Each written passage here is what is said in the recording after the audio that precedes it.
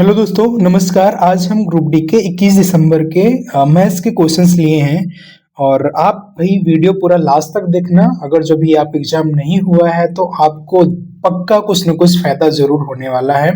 और हाँ, एक बात आपको बता दूं, मैं मुझे प्रोफेशनल टीचर मत समझना, बहुत बड़े टीचर्स कंपैरिजन मत करना।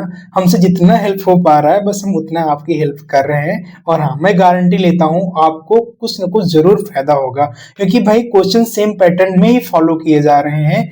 वही बस डिजिट चेंज करके क्वेश्चन वही है, आपको हर हाल में फायदा होने वाला है। चलिए हम शुरू करते हैं। हम पहले क्वेश्चन की बात करें। ये बोल रहा है कि यदि 7 अंकों की संख्या 504x5y3 11 से विभाज्य है तो x और y का योग बताओ। तो सीधी सी बात है, कैसे करेंगे देख लीजिए। अपन लिखेंगे 504x5y3, ये किससे विभाज्य है? 11 से विभाज्य है।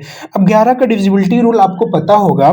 इसमें क्या होता है कि ऑड ऑड प्लेस का और इवन इवन प्लेस का इनका सम क्या क्या करते हैं, डिफरेंस करते हैं। अगर वो डिफरेंस 0 आ जाए या 11 का मल्टीपल आ जाए, वो संख्या पूरी तरीके से 11 से विभाज्य होती है। ठीक है, अपन ऑड ऑड कर लेते हैं। Odd odd 5 4 9, 9 5 14, 14 3 17। ठीक है, फिर उसके बाद इवन वाले प्लेस का 0 + x + y, यानी x + y आ गया। अब अपन को ये 17 है, क्या घटाना है? 0 आ जाए या 11 का मल्टीपल आ जाए। तो अपन देखेंगे x + y, ऑप्शन देखेंगे 17 है। अगर जो x + y 17 हो जाए तो क्या हो जाएगा? डिफरेंस 0 आ जाएगा, तो संख्या पूरी तरीके से 11 से विभाज्य हो जाएगी। पूछा x और y का मान बता दो, योग बता दो, तो x और y का योग क्या है? 17, जो कि ऑप्शन सी है। ये पहला क्वेश्चन है।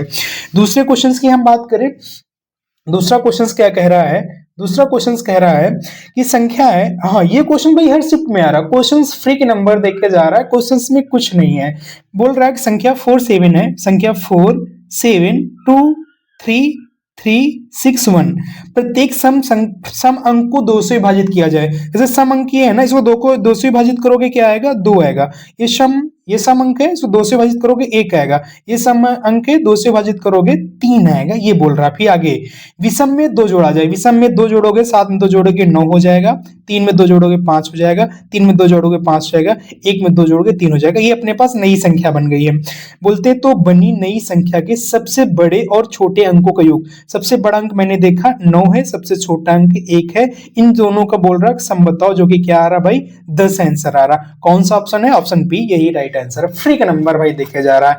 नेक्स्ट क्वेश्चन पे आ जाओ। ये भाई है सिंप्लीफिकेशन का। हर शिफ्ट में एक एक ना क्वेश्चन आ रहा है। इस क्वेश्चन से बात करें। ये बोल रहा है कि 11/3 + 1/9 -5 × 6 ब्रैकेट 1 × 1/6। देखो सीधी सी बात है, अपन 11 है, भाग है, अपन 11/3 लिख लेंगे, प्लस 1/9 माइनस का 5। अब देखना, यहां देखना कि 1 × 1/6 है, तो इसका गुणा आ जाएगा 1/6, और बाहर गुणा करोगे 6 × 1/6, 6 से 6 कट जाएगा, 1 आएगा, जो कि यहाँ पे 5 में का गुणा करोगे तो भाई -5 आ जाएगा। ठीक है, यहाँ तक कोई दिक्कत नहीं। एलसीएम ले सकते हैं, यहाँ एलसीएम 9 लेंगे, तो भाई 3 × 9, तो 11 × 33, 9 × 9, तो +1 माइनस का भाई 9 × 9, तो ये माइनस का 45 आ जाएगा, जो कि होगा 33 1 34 माइनस का 45/9। इसका हम डिफरेंस इसका हम घटाएंगे, वही माइनस का वैल्यू बड़ी है तो माइनस में आंसर आएगा। 5 में 4 1, 4 में 3 1, यानी माइनस का 11/9, जो कि क्या है आपका आंसर। कौन सा ऑप्शन है? ऑप्शन बी आपका राइट है। आप कर पाएंगे? चलिए ठीक है। नेक्स्ट क्वेश्चन की हम बात करते हैं। नेक्स्ट क्वेश्चन आपका ये है, ये भाई हाँ लहसा मासा का आपको एक क्वेश्चन देखने को मिल रहा है, जो कि भाई बन रहा है, उसमें कोई दिक्कत नहीं है, बस आपको छोटे मोटे कॉन्सेप्ट पता हो बस। अपन इस कॉन्सेप्ट बात करते हैं। इन्होंने बोला दो संख्याओं जब भी लहसा मासा में 2 संख्याएं बोलता है ना, तो अपन x, y मानने के बजाय आप उसको hx, hy माने। h जहां पे क्या होता है उनके साथ मासा, क्योंकि x y तो भाई क्या है ना, साबा जोड़खंड होते हैं। ठीक है, हाँ अगर इसकी बात करें, मासा h है, लासा hxy है। ये बोलता है कि मासा 12 है और लासा 720 है। तो सोचो 720 लासा है, 720 क्या है? लासा, जो कि है hxy। ठीक है, जिसमें h क्या है? h 12 है। 12xy = 720। 12 से काटोगे 720 को, 12 छक्का 72 और 0, यानी एक्स वाई का जो है भाई, यानी इस अभाज्य गुणनखंड 60 आ रहा है। अब ये बोल रहा है कि इन संख्याओं के संभावित जोड़े कितने हैं, जोड़े कैसे निकालते भाई वो ध्यान से देखना। 60 को तुम सहभाज्य के इनके सहभाज्य के गुणनखंड करो, इसमें कोई कॉमन निकले, क्या एक 60 पॉसिबल है? हाँ भाई एक 60 पॉसिबल है, एक क्यों 60 करना 60, क्या दो 30 पॉसिबल है? 30 दूना 60 नहीं भाई कॉमन है, देखो 30 में 2 है ना, तो ये नहीं पॉसिबल है। फिर 3 क्या 20 पॉसिबल है? बिल्कुल पॉसिबल है। 4 और 15 पॉसिबल है? बिल्कुल पॉसिबल है।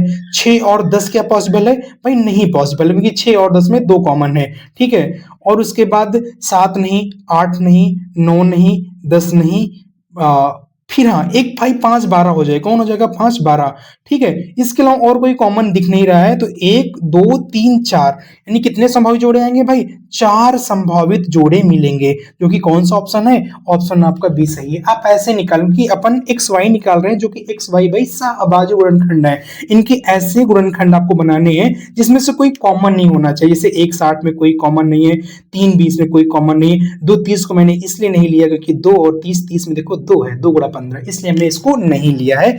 ऐसे क्वेश्चंस बनाएंगे, ठीक भाई। आ जाओ इस हम नेक्स्ट क्वेश्चन से बात करते हैं। ये बोलता है एक शहर की आबादी पहले 10 मिनट में 6% और फिर अगले 10 मिनट में 10% की दर से बढ़ती है, तो 20 मिनट के बाद कुल प्रतिशत वृद्धि 10 मिनट और ये 10 मिनट यानी 20 मिनट बाद, तो देख रहे हो क्या है, यही बोलता पहले साल इतना बड़ा है, दूसरे साल इतना बड़ा है, ओवरऑल कितने परसेंट वृद्धि ना 2 साल बाद, तो वही बात पूछ रहा है। इसको बोलते हैं भाई सक्सेसिव रेट परसेंट बढ़ रहा है, मतलब कि ये सक्सेसिव बढ़ रहा है। कुछ नहीं करना, आपको यही फॉर्मूला पता होगा, यहीं से लग जाएगा, x plus y x y upon 100, ये परसेंटेज आएगा जो कि वृद्धि का बता रहा है यहाँ पे, ठीक है। ये देखो 6 प्लस 10 प्लस 6 गुणे 10 बटा 100, 10 6 16 प्लस 60 बटा 100, यानी 0 0 कटा और ये 0 दशमलव लगाएगा, यानी 0.6, जो कि आंसर आएगा 16.6%। कौन सा ऑप्शन? ऑप्शन आपका बी सही है। आप सीख पाए होंगे। अब अपन हम नेक्स्ट क्वेश्चंस की बात करते हैं। नेक्स्ट क्वेश्चंस क्या बोल रहा है? एक संख्या का 50%, ठीक है, अपन संख्या x मानते हैं, एक संख्या का 50% बात करें तो x/2 आ जाएगा, क्योंकि x उड़े 50 बटा 100, 50 से 100 कटा x/2। बोलता है कि उस संख्या के, ये इसी संख्या के, उस संख्या के 4/5 भाग से 21 कम है। ये ऐसा बोल रहा है, एक संख्या है, संख्या का 50% उसी संख्या के 4/5 भाग से 21 कम है। हो गया सॉल्व भाई, देख लो x/2, ठीक है, माइनस के इधर आएगा 4x/5 बराबर माइनस के 21, यहां से आप 5 एलसीएम ले लो, तो भाई देखो 5 में भाई 10 एलसीएम हो जाएगा, 10 2 पंचे 10, ये 5x, 5 दूनी 10 माइनस का 8x बराबर का माइनस का 21। यहां से देखना क्या आ जाएगा, यहां से आ गया 8 5 है माइनस का 3x बटा में 10 माइनस का 21, माइनस माइनस उड़ गया, 3 7 21, यानी x बराबर क्या आएगा, यानी जो संख्या है ना भाई वो आपकी 70 संख्या है। कौन सा ऑप्शन? ऑप्शन आपका ये बी राइट है। यहां तक कोई दिक्कत आपको नहीं होनी चाहिए। अपन अब नेक्स्ट क्वेश्चन की बात करते हैं। भाई जितने क्वेश्चंस हमें मिल पाए हैं, मैंने सारे क्वेश्चंस लेने की बात की है, बस हाँ उसमें से कुछ डेटा का डिफरेंस हो सकता है, बाकी क्वेश्चंस की लैंग्वेज पैटर्न भाई डिट्टो सेम है। आप एग्जाम देखकर आएंगे ना तब आपको पूरा पूरा बिलीव होगा भाई मुझे पूरे क्वेश्चंस मिल गए। हाँ आप लास्ट तक वीडियो देखना, 100% मैं गारंटी लेता हूँ आपको 100% कुछ ना कुछ आपको जरूर फायदा होगा, ठीक है। इस क्वेश्चन की बात करते हैं। क्वेश्चन बोल रहा है एक बुक को 15% लाभ पर 230 बेचा गया। ये 230 भैया सेलिंग प्राइस है। कौन सा प्राइस है? Selling price. कब की है? जब भाई 15% लाभ हो रहा है, तो भाई 115 डायरेक्ट लिख लेंगे, 100 का गुणा कर दोगे ना भाई तो सीपी निकल के आएगा 115 दुना 230, यानी सीपी कितनी आ गई? 200। बोल रहे इस सीपी को इसे ही 210 में बेचने पर, 210 में बेच रहे हो भाई, कितने प्रॉफिट ले रहे हो भाई? 10 का प्रॉफिट। कहां से? 200 से, गुणा 100, 100 दूनी 200, 2 पंचे 10, यानी आंसर क्या आ गया आपका 5%, जो कि आपका आंसर कौन सा ऑप्शन है? ऑप्शन डी 5% लाभ। ठीक है भाई, ऐसे क्वेश्चंस आएंगे भाई, इतने ऐसे ऐसे क्वेश्चंस आ रहे हैं भाई, मैथ्स का बिल्कुल टेंशन ही मत लेना भाई, मैथ आप बिल्कुल पूरी बना के आएंगे आप। इस क्वेश्चन की बात करते हैं। अपाड़ा एक वस्तु पर उसके क्रय मूल्य से 50% अधिक मूल्य अंकित करती है और 10% लाभ पाने के लगभग कितने परसेंट की छूट देंगे? भाई जब भी आ जाए, जब भी क्रय मूल्य की बात कर ले एक ही क्वेश्चन में, विक्रय मूल्य की बात कर ले और उसी एक क्वेश्चन में आपसे अंकित मूल्य की बात कर ले, कुछ मत करो, ऐसे लिख लो सीपी, ऐसे लिख लो एसपी, ऐसे लिख लो एमपी। सीपी यानी क्रय मूल्य, एसपी विक्रय मूल्य, एमपी अंकित मूल्य। ठीक है, अब बोल रहा है एक वस्तु उसके क्रय मूल्य से 50% अधिक अंकित मूल्य अंकित करता है। मैंने मान लिया अगर सीपी 100 रहा होगा, 50% तुम अधिक अंकित कर रहे हो, तो एमपी भैया तो बिल्कुल 150 हो जाएगा। फिर बोल रहा है 10% लाभ पाने के लिए, 10% लाभ यानी सीपी से एसपी में 10% लाभ, 100 है, 10% लाभ की वैल्यू लिखोगे तो भाई सीधी सी बात है 110 आएगी। ठीक है, फिर बोलता है कि लगभग कितने परसेंट छूट दोगे। छूट हमेशा भाई एमपी से दिया जाता है, जो कि छूट देने के बाद ही एसपी निकल गया था। अब बताओ, एमपी 150 है, एसपी आप 110 है, छूट कितने की दे रहे हो 40 की। कहां से, एमपी से। जहां छूट देते हो वही भाई नीचे हर में आ जाएगी 150 गुणा 100। ठीक है भाई, ये आ गया 25 चौको 100, ये आ गया 25 छक्का 150। ठीक है, इसकी बात करें तो 20 दूना 40 ना, 2 तिहाई 6 यानी 20 चौको 80/3। इसको हम अगर जो हम इसको काटेंगे तो भाई 26 नहीं 78 यानी 26.66%, जो कि भाई अप्रॉक्स में आ जाएगा 27%, क्योंकि इन्होंने लगभग की वैल्यू ही हमसे मांगी थी। कौन सा ऑप्शन है, ऑप्शन है। क्या बना पाएंगे ऐसे क्वेश्चन आप? बस इसी पैटर्न बनाना भाई, हर हाल में बनेंगे। और हाँ, थोड़ा सा अपनी भी कैलकुलेशन फास्ट करके रखना, आराम से बनेंगे। ये आ गया आपके पास क्वेश्चंस। ठीक है, इस क्वेश्चंस की बात करें हम तो ये भाई 20 और 50 का तृतीयानुपाती। तृतीयानुपाती मतलब क्या है, अगर जो a कॉमा बी ये है तो इसका तृतीयानुपाती ये रहा होगा। ठीक है, और हाँ, इसको लिखते कैसे हैं, a ratio b समानुपात b ratio c, अंदर अंदर गुणा बाहर बाहर गुणा। चलो इस क्वेश्चन सॉल्व करते हैं। 20 और 50 का तृतीयानुपाती यानी 50 गुणा 50, 50 गुणा 50/20, यही x आएगा। ठीक है, अब काटेंगे तो ये आ गया और 2 से काटेंगे तो 25 बार जाएगा, यानी x इक्वल टू आ गया 25 पंचे 125, राइट। अब बात करेंगे इसकी मध्यानुपाती, 9 और 16 का मध्यानुपाती यानी x स्क्वायर बराबर 16 गुणा 9, और 16 गुणा 9 होता है 16 9 144, तो x बराबर आ जाएगा 12। अब बोलता है अब बोलता है कि भाई मध्य की अनुपात ज्ञात करो, इनके बीच अनुपात ज्ञात करना है, यानी x और y ज्ञात करनी है अनुपात। तो ये यहां से आ जाएगा 125/12। कौन सा ऑप्शन आपका राइट है भाई, डी ऑप्शन आपका राइट है। बना पाएंगे ऐसा क्वेश्चन आप? ठीक है, इस क्वेश्चन की हम बात करते हैं। ये क्वेश्चन है श्वेता और हरीश, बात कर रहा है श्वेता और हरीश ने 28,000 की आय पर एक परियोजना पूरा की। इस परियोजना में श्वेता ने 20 दिन और हरीश ने 30 दिनों तक काम किया। यदि उनकी दैनिक मजदूरी 5/6, ये इसका मतलब होता है कि श्वेता को एक दिन का 5 रुपया मिलता है तो हरीश को एक दिन का 6 रुपया मिलता है। और ये जो दैनिक मजदूरी होती है ना, ये उस व्यक्ति की क्षमता पे डिपेंड करती है, को कितना एफिशिएंट है। तो सीधी सी बात है, आपको पता होगा कार्य बराबर क्या होता है, क्षमता गुणा समय होता है। और जो भाई अगर जो 4 लोग काम कर रहे हैं, जो उनके बीच रुपए का बंटवारा होता ना, वो भाई उनके द्वारा किए गए काम पे बंटवारा होता है। ठीक है, अब बात करते हैं, ये है श्वेता, ये है श्वेता और ये है हरीश, ये है हरीश। बोल रहे हैं कि श्वेता ने 20 दिन तक काम किया, राइट, और हरीश ने 30 दिन तक काम किया। दैनिक मजदूरी श्वेता की थी 5, ठीक है, और हरीश की दैनिक मजदूरी 6। 0 0 कट गए, 2 पंचे 10, 36 18, 2 से काटोगे 2 पंचे 10, 2 नहीं 18, यानी जो उनकी रुपये का बंटवारा होगा ना भैया 5/9 में बंटवारा होगा। अब बोल रहे हैं कि भाई श्वेता हरीश को 28,000 मिलते हैं, जो 28,000 की पूरी वैल्यू है ना वो 14 के रेशियो में है। श्वेता की हिस्सेदारी बताओ, श्वेता की हिस्सेदारी 5 में है, तो भैया बताओ 14 दूना 28 यानी 2000 और 5 दूनी 10, यानी भाई श्वेता का हिस्सा कितना आने वाला है 10,000। कौन सा ऑप्शन राइट है, जो कि आपके पास ऑप्शन सी राइट है। क्या बना पाएंगे आप? चलो ठीक है, इस क्वेश्चन की हम बात करते हैं। ये क्वेश्चन बोल रहा है कि ए जो है ना बी से दुगना अच्छा श्रमिक है। दुगना अच्छा मतलब ए है और बी है। ए जो है बी से दुगना अच्छा श्रमिक है, यानी बी एक एफिशिएंट के साथ काम करता है, तो बी एक क्षमता के साथ काम करता है बी, तो ए दूनी क्षमता के साथ काम करेगा। बस ये कहने का मतलब है जो ए है, ए जो है बी से दुगना अच्छा श्रमिक है, अर्थात दोनों एक साथ मिलकर 29 दिनों में कार्य समाप्त करते हैं। आपसे मैंने पहले बोला था कि कार्य बराबर जो होता है क्षमता गुणे समय, क्षमता यानी उनकी एफिशिएंसी और समय जो दिया गया है, यानी टोटल कार्य कितना आ जाएगा, टोटल कार्य आ जाएगा भैया 29 गुणे 2 1 3। ठीक है, अब बोलता है तो बी कितने दिनों में करेगा, आप बताओ। बी की क्षमता 1 है, एक क्षमता से काम कराओगे तो भाई क्या आएगा 29 तई 87, क्या आएगा 29 तई 87, जो कि आपका ये आंसर है। क्या बना पाएंगे? चलिए अब हम अपनी दूसरी सीट लेते हैं कि पी और क्यू मिलकर 9 दिनों में, लिख लेंगे अपन आराम से। पी और क्यू भाई मिलकर 9 दिनों में काम करते हैं। क्यू और आर मिलकर 12 दिन में करते हैं, अपन ये भी लिख लेंगे, क्यू और आर मिलकर 12 दिन में करते हैं। और पी और आर मिलकर 18 दिन में, पी और आर मिलकर 18 दिन में काम करते हैं। फिर बोलते हैं यदि तीनों एक साथ काम करें तो काम कितने दिनों में समाप्त होगा। ठीक है, अब कुछ ना करेंगे, सबसे पहले अपन इसका क्या निकालेंगे, अपन सबसे पहले एलसीएम लेंगे। 9 12 18 का एलसीएम 36 आ जाएगा, राइट। ठीक है, 9 का भाग लगाएंगे न चौक 36, ये पी प्लस क्यू की एफिशिएंसी आ गई, 12 36 क्यू प्लस आर की, 18 दूना 36 पी प्लस आर की। सम करेंगे इधर से, देखना पी 2 बार है, क्यू 2 बार, आर 2 बार, तो क्षमता उनकी दोगुनी आएगी। तो P plus Q plus R, इसको सम करेंगे 4 3 7 2 9।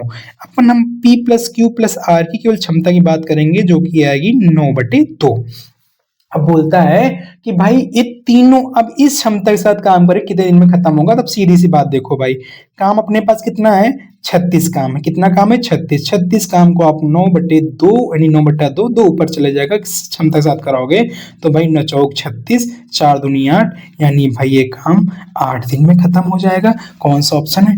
Option C. क्या बना पाएंगे आप? ठीक है, अपन हम नेक्स्ट क्वेश्चन की बात करते हैं। किसकी बात करते हैं? अपन हम नेक्स्ट क्वेश्चन की बात करते हैं। ठीक है, ये क्वेश्चन क्या बोल रहा है? ये क्वेश्चन बोल रहा है दो बर्तन ए और बी में चीनी और पानी का मिश्रण का अनुपात 4:5 है। कौन किसका किसका? दो बर्तन ए और बी में चीनी और पानी के मिश्रण का अनुपात 4:5 है तथा 3:2 है। आधी चीनी और आधा पानी का नया मिश्रण प्राप्त करने के लिए किस अनुपात में मिलाना होगा? सीधी सी बात है, ए है और ये बी है, दो अपने पास बर्तन है। इसमें है शुगर और वाटर का रेशियो, इसमें भी है शुगर और वाटर का रेशियो। शुगर है 4:5 में और इधर भी शुगर है 3:2 में। आप ऐसा करो कि ये हाफ हाफ में हो जाए, ऐसी कोई ना बात कर रहे हैं। ठीक है, चलो अब इसको क्या करेंगे, ये अपन के ऐसे क्वेश्चन सॉल्व करने के लिए या तो आप शुगर पे काम कर लो या आप वाटर निकाल लो, भाई आंसर सेम आता है। चलो अपन शुगर से काम कर लेते हैं। शुगर अगर जो निकालेंगे इस टोटल पॉट से तो ये 4/9 आएगा। यहां से हम शुगर निकालेंगे पूरे पॉट से तो 3/5 आएगा। इधर हम निकालेंगे तो भाई ये 1:1 में मान लो तो यहां से आएगा 1/2। ठीक है, अब सॉल्व कर लेते हैं। देखो इसमें इसको डिफरेंस निकालेंगे तो ये 2 तय इच्छा हो जाएगा, 5 का नम 5 होगा, 6 में 5 गए 1 यानी 1/10। ये देखना ये 4 दूनी 8 होगा, 9 1 नम 9 होगा, 9 में 8 गए 1 यानी 1/18। तो 18 रेशियो 10 हो जाएगा। तो यहाँ काटेंगे 2 नहीं 18, 2 पंचे 10, तो भाई यही अनुपात आ गया। कौन सा? 9:5 हो गया। कौन सा ऑप्शन? ऑप्शन आपका बी राइट है। ठीक है भाई, सीख गए होंगे आप। अब अपन हम ये आ गया पाइप सिस्टम का क्वेश्चन, इसकी हम बात करते हैं। इसको हम कैसे निकालेंगे? देखो ये है नल नल ए बी एक टैंक को क्रमशः 2 और 8 घंटों में भर सकते हैं। ठीक है, लिख लेंगे आराम से जगह पे। ए है नल और बी है नल। नल ए भरता है 2 घंटे में, बी भरता है 8 घंटे में। और नल सी एक टैंक को 4 घंटे में खाली करता है, निगेटिव काम करता है। सी को थोड़ा सा सिंबल कर देंगे निगेटिव का, समझ में आएगा निगेटिव काम कर रहा है, जो कि 4 घंटे में खाली करता है। वही काम करेंगे, लासा लेंगे, 2 8 4 का लासा भाई 8 आएगा। ए की क्षमता 2 चौको 8 4 आएगी। बी की क्षमता 8 करना में 1 आएगी। सी की क्षमता आएगी 4 दूनी 8 यानी -2 आएगा भाई। ठीक है, -2 यानी अब तीनों साथ में चलाएंगे भाई तो 5 भरेगा, 2 खाली करेगा, ओवरऑल 3 भरेगा। सीधी सी बात है, प्लस वाली मतलब भरने वाला काम ज्यादा प्लस में है तो भाई टंकी तो भरेगी, खाली तो नहीं होगी। अब बोल रहे हैं कि तीनों नल एक साथ खोल दिया जाए तो टैंक को पूरा भरने में लगा समय, भाई टैंक को पूरा भरने में लगा समय क्या होगा? देखो 8 तो उसकी क्षमता है, 8 तो भराना ही भराना है। 4 1 5 5 दो गया 3, 3 क्षमता से भराओगे तो क्या लगने वाला है भाई, 8/3 आवर्स लगने वाला है। कौन सा ऑप्शन है, 8/3, जो कि आपका ऑप्शन ए राइट है। ऐसे करेंगे इसको। अब अपन हम नेक्स्ट क्वेश्चन की बात करते हैं। ये क्वेश्चन बोल रहा है, ये सिंपल इंटरेस्ट का है, ठीक है। हाँ, आपको सिंपल इंटरेस्ट का एक क्वेश्चन मिल रहा है और सीआई का भी एक क्वेश्चन मिल रहा है, जो कि आप करेंगे तो इजिली हो जाएंगे, ठीक है। 5 वर्षों के लिए प्रति वर्ष साधारण ब्याज 9% की दर से x रुपए में निवेश करने पर उतना ब्याज मिलता है जितना कि 8 वर्षों के लिए साधारण ब्याज में 6.25% की दर से y निवेश करने पर मिलता है। तो बोल रहा x और y जो निवेश वैल्यू उसका रेशियो बताओ। तो इसका मतलब समझ में आया भाई, 5 वर्षों में 8 वर्षों में जो इन्वेस्टमेंट किया जा रहा है ना, तो ओवरऑल उनका क्या है ना, उनका जो एसआई है ना वो बराबर हो रहा है। तो अपन क्या करेंगे, एसआई इक्वल टू बस एसआई करेंगे, आंसर आ जाएगा। देखो एसआई इक्वल टू होता है, आपको पता होगा, होता है प्रिंसिपल रेट T/100। प्रिंसिपल कितना है, x बोल रहा है, आर कितना है 9, समय कितना है 5/100 लिख देंगे, कोई दिक्कत नहीं होनी चाहिए। अब देखना इधर कितना है, इधर ये इन्वेस्टमेंट y का है, y समय कितना है 8 गुणा 6.25, यानी इसको मान सकते हैं 6 सही 1/4, 4 छंग 24, 1 25, 25/4, ये बटे में 100, 100 से 100 उड़ गया, 4 दूनी 8 उड़ गया है और 5 25 उड़ गया है, यानी 9x बराबर 10y। एक्स वाई निकालना है, एक्स बटा वाई निकालना है, जो कि आएगा 10/9। यही आपका आंसर है। जो भी हो 10:9 वही आपको क्या है आंसर है। कहाँ है 10:9, ये भाई ऑप्शन बी में है, ठीक है। चलो अपन अब नेक्स्ट क्वेश्चन की बात करते हैं। नेक्स्ट क्वेश्चन है आपका ये वार्षिक, हाँ ये सीआई का क्वेश्चन है भाई, अच्छा क्वेश्चन है, होता कुछ नहीं है इसमें। देखना वार्षिक चक्रवृद्धि ब्याज पर निवेशित राशि 2 क्रमिक वर्षों में ब्याज 225 और 236, 2 क्रमिक वर्ष मुझे नहीं पता है, ये पहले और दूसरे वर्षों के बीच का हो सकता है, दूसरे तीसरे का, तीसरे चौथे का, 8वें 9वें का, बट हाँ है क्रमिक ही। जब है क्रमिक ही तो बस दोनों बीच का 8% निकालो, वही आपका आंसर हो जाएगा। कैसे करेंगे, देखो ये 225 है, 225 कितना हो रहा है 236.25। अब 225 कितना ज्यादा हो रहा है, तो 36, मुझे लग रहा है कि 11.25 कहाँ से ज्यादा हो रहा है भाई, 225 से ज्यादा हो रहा है। गुणा 100 करेंगे, ठीक है। जब गुणा तुमने 100 किया तो इस 0 से ये डेसिमल खत्म हो जाएगा, ठीक है। अब अगर जो 25, 5 दूनी 10 दोबारा, 5 10 11, अपन देखा कि पूरा भाई 5 बार चला गया, जो कि क्या गया है 5%। यही क्या आपका आंसर, ऑप्शन डी आपका आंसर है। चलो ठीक है, अपन नेक्स्ट क्वेश्चन की बात करते हैं। ये क्वेश्चन है, हाँ आपको मेंसुरेशन से बहुत ज्यादा टफ क्वेश्चंस नहीं देखने को मिल रहे हैं, हाँ बट मिल रहे हैं। कैसे करेंगे इसको देखिए, पहले हम क्वेश्चंस पढ़ लेते हैं पूरा। 2 बेलन है, कितने बेलन है, 2 बेलन की बात कर रहा है, 2 बेलन की ये बात कर रहा है, उसमें कुछ ना कुछ डिफरेंस है। 2 बेलन की बात कर रहा है, 2 बेलनों का आयतन बराबर है, आयतन तो बराबर है उनका, लेकिन दूसरे बेलन, इस बेलन की त्रिज्या पहले बेलन के आधार त्रिज्या से 20% कम है। अगर 20% की पार्ट वैल्यू करें तो 20% 1/5 आता है, यानी ये 5 रहा होगा, ये 20% कम है तो जरूर 4 होगा, ये रेडियस है जो कि, ठीक है। पहले बेलन की ऊंचाई की तुलना में इस बेलन की ऊंचाई की तुलना में दूसरे बेलन की ऊंचाई कितना अधिक होनी चाहिए, ये इसलिए बात कर रहा है क्योंकि आयतन बराबर है। अब बताओ, तुमने बेलन का आयतन का फॉर्मूला को पता होगा, v बराबर होता है πr², जहां पाई कांस्टेंट है, ये इसमें भाग नहीं लेगा, ये वेरिएबल्स हैं, ये भाग लेंगे। अगर जो हम r² की बात करें तो ये यहां से आ जाएगा 25, 4 को 16, राइट। अब देखना, अब आपको इच क्या रखना है कि दोनों साइड का गुणा बराबर रहे। बताओ, अगर जो हम 25 को दोनों गुणा बराबर करना, ये बोलोगे ना इसका कर दो, यहाँ पे 16 रख दो, यहाँ पे 25 रख दो, देखो 16 गुणा 25, 25 गुणा 16, बस यही करना था और कुछ नहीं करना था। अब बताओ, यहाँ हाइट 16 है, यहाँ हाइट 25 है, कितना ज्यादा है 9, कहाँ से 16 से गुणा करोगे 100 आप, ठीक है। 4 चौको 16, 25 चौको 100, 25 9 225/4, ठीक है। कितनी बार जाएगा, 4 पंचे 20, 2 बचा है, 4 छंग 24, 1 बचा है, 4 दूनी 8, 4 पंचे 20, 56.25% अधिक होगी। कौन सा ऑप्शन है, ऑप्शन ये सेकंड है, जो कि ये आंसर है। इस क्वेश्चन की बात करें हम, ये क्वेश्चन बोल रहा है x² y² + 1/x² = 83। तो एक्स वाई -1/xy बताना है। अब बताओ कैसे करेंगे, उसको देखना है।